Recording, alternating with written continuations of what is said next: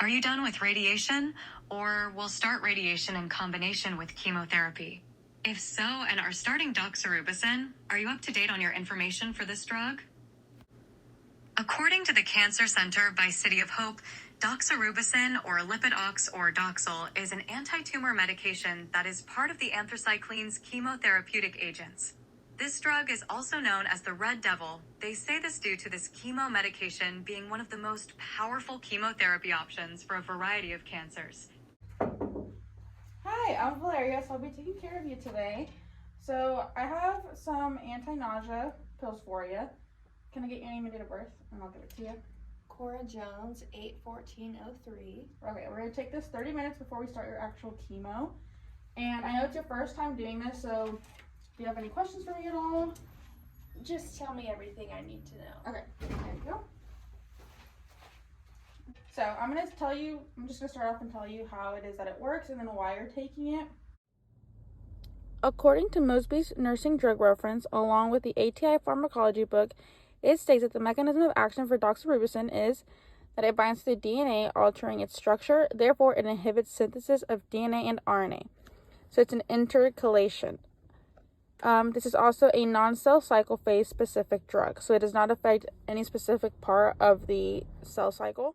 So we know you're taking this because you have a tumor on your breast. That's correct, right? Mm-hmm. Okay. So it can also be used for a variety of other cancers.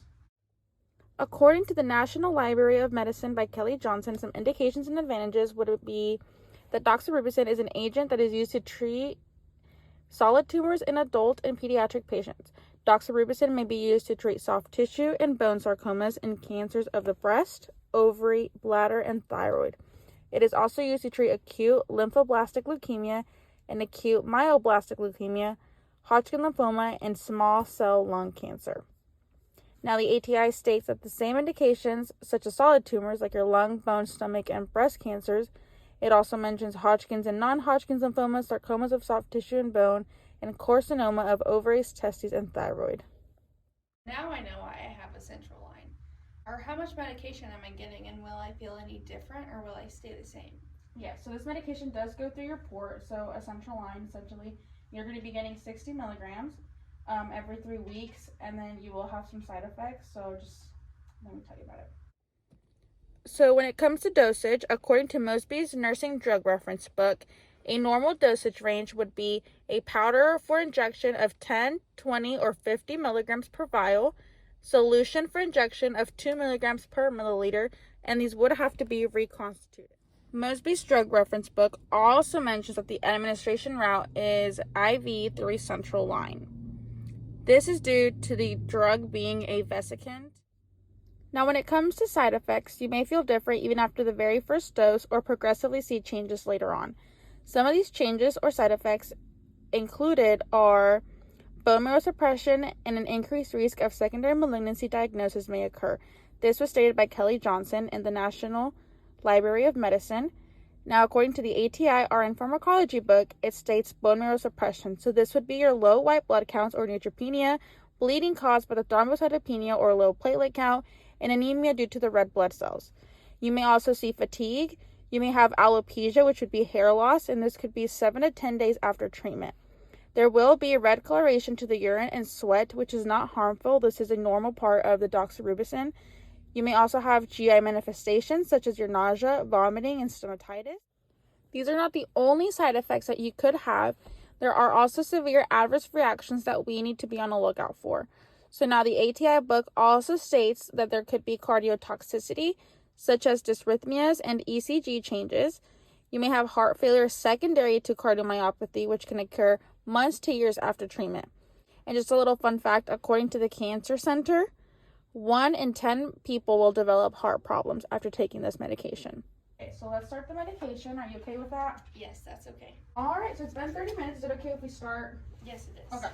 Now, for nursing considerations, the ATI book and Kelly Johnson also state that we need to consider monitoring ECG and cardiac function. Because this medication is an IV vesicant, we need to monitor the IV site closely. If anything does start to occur, we need to stop the chemo and call the doctor. We need to administer any antiemetics with dexamethasone before chemotherapy, and usually this is 30 to 60 minutes before. and we need to be able to provide gentle oral care and rinse the mouth with warm saline solution. All right, so that's all done. I do have some more information for you. Patient and family education is very important, and the ATI pharmacology book, along with the Cancer Center, lets us know that we need to educate the patients on how long the cycle could be, which would be like 21 cycle days or every 28 days. And this could vary with your doctor depending on how severe your cancer is or whatever it is that they are treating. Now, I would also like to educate on avoiding light clothing because doxorubicin does tend to create red secretions, and we wouldn't want that to stain. Now, we will also be giving an antiemetic for nausea to help. You want to double flush at home. You want to be able to keep your secretions. Don't share water bottles or spits or stuff like that when you are on chemo.